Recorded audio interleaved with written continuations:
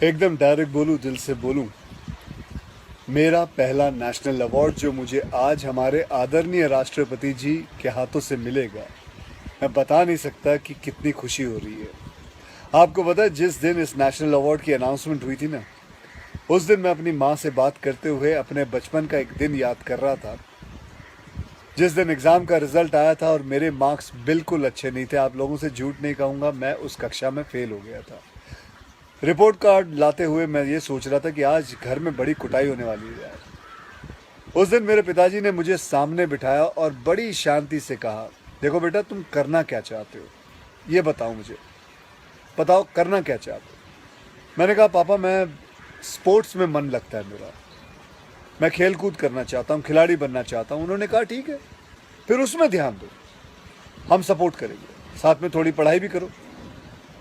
आप विश्वास नहीं करोगे, खेलते खेलते मैं मार्शल आर्ट करने लग गया, मैं मॉडलिंग में आ गया, एक्टिंग शुरू कर दी। उन्होंने हर चीज़ में मुझे सपोर्ट किया। अगर उस दिन मेरे पेरेंट्स ने ये ना समझाया होता कि मेरी स्ट्रेंथ किस चीज़ में है, तो आज मैं सोच भी नहीं सकता कि ये नेशनल अवार्ड कभी मेरे हाथ पे होता। ये अपने लाइफ की कहानी मैं आपको एक वजह से सुना रहा हूँ। कुछ दिन पहले अखबार में मैंने पढ़ा था कि एक आईआईटी के स्टूडेंट्स ने फांसी लगा के आत्महत्या कर ली। स्ट्रेस में था पढ़ाई के लिए। उससे कुछ दिन पहले मुंबई में एक मैनेजमेंट स्टूडेंट ने एक 5 स्टार होटल के रूम से छलांग लगाकर अपनी जान दे दी। एग्जाम में फेल हो गया था। मैं कहीं ये भी पढ़ रहा था कि करीब 8 लाख लोग हर साल वर्ल्ड में अपनी जान खुद ले लेते हैं और उसमें तकरीबन 1.5 लाख लोग सिर्फ हिंदुस्तान से होते हैं। और यंग लोगों में आत्महत्या के सबसे बड़े कारण जो होती है वो होती है पढ़ाई या फिर रिलेशनशिप का स्ट्रेस। क्यों?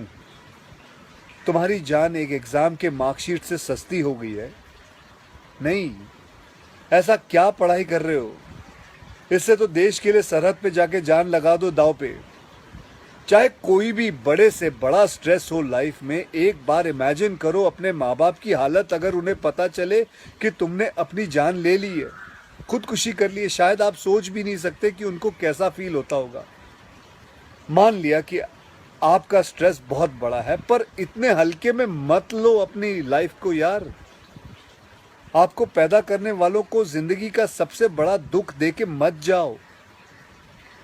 और पेरेंट्स से भी यही कहूँगा, यही पूछना चाहूँगा कि कहाँ गए वो ज़माना, कहाँ गया वो ज़माना जब आप लोग अपने बच्चों के साथ डिनर टेबल पे बैठ के बातें किया करते थे, पूछा करते थे कि कैसा चल रहा है, आपके दोस्त कैसे हैं, पढ़ाई कैसी चल रही है। आज आपका बच्चा आपको अपना स्ट्रेस कैसे बताएगा जब आप भी अपने फ़ोन में आंखें गाड़ के बैठे हो और आपका बच्चा भी फेसबुक पे फ्रेंड्स ढूंढ रहा है।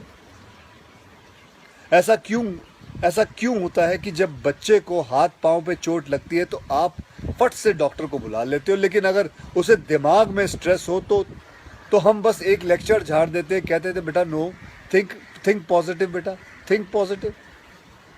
मेंटल हेल्थ के लिए भी डॉक्टर या काउंसलर से हेल्प लेना उतना ही ज़रूरी है जितना और किसी तकलीफ के लिए। इसमें कोई शर्म की बात नहीं है। देखो, मैं कितना भी ज्ञान दे दूं, सोचना आपको खुद ही है कि आपकी जान आपकी सबसे कीमती चीज़ है। कोई स्ट्रेस आए ना तो उसको बोल देना बहुत अच्छा है। अपने अंदर घुलना, उसको अंदर रखना, दबा के रखना बिल्कुल नहीं। किसी दोस्त को बोल दो या अपने माँ बाप से शेयर करो। मेरे एक फ्रेंड ने उस दिन व्हाट्सएप पे एक बहुत काम की बात फॉरवर्ड की थी। एक हॉस्पिटल की ओपन हार्ट सर्जरी यूनिट के बाहर एक शेर लिखा हुआ था, मैं आपसे शेयर करना चाहता हूँ। वहाँ लिखा हुआ था कि अगर दिल खोल लेते अपने यारों के साथ तो आज खोलना ना पड़ता औजारों के साथ। भैया मुझे एक प्रॉमिस करो कि आज प्लीज़, आज एक प्रॉमिस करो कि टेंशन कोई भी हो, सल्यूशन है, कहीं ना कहीं उसका सल्यूशन है। और वो सल्यूशन आत्महत्या बिल्कुल नहीं है, कभी नहीं है, किसी हालत में नहीं है। अपना ध्यान रखो। मिलते हैं फिर। Till then, next time, goodbye, जय हिंद।